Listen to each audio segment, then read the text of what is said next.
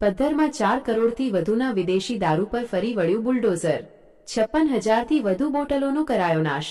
પશ્ચિમ કચ્છમાં ગેરકાયદેસર દારૂના વેપાર સામે પોલીસ દ્વારા કરવામાં આવેલી કાર્યવાહી બાદ કરોડો રૂપિયાના વિદેશી દારૂનો નાશ કરવામાં આવ્યો હતો।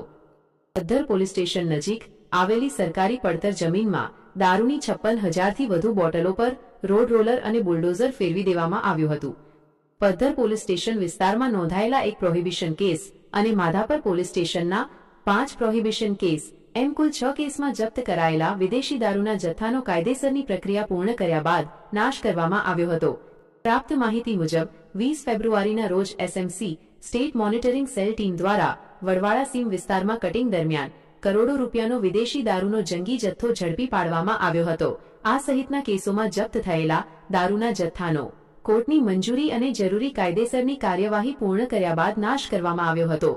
દારૂના જંગી જથ્થાને જમીન પર પાથરી તેના ઉપર રોડ રોલર અને બુલડોઝર ફેરવી બોટલોનો કચ્ચર ઘાણ કરી નાશ કરી દેવામાં આવ્યો હતો।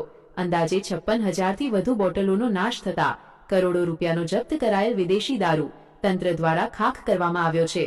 દારૂ નાશની આ સમગ્ર કાર્યવાહી દરમિયાન ભુજ પ્રાંત અધિકારી અનિલ જાદવ, નશાબંધી અને આબકારી વિભાગના પીઆઈ અને ડીવાયએસપી વિશ્વ શાહ તેમજ પોલીસ વિભાગના પીઆઈ, પીએસઆઈ સહિતના અધિકારીઓ અને કર્મચારીઓ હાજર રહ્યા હતા।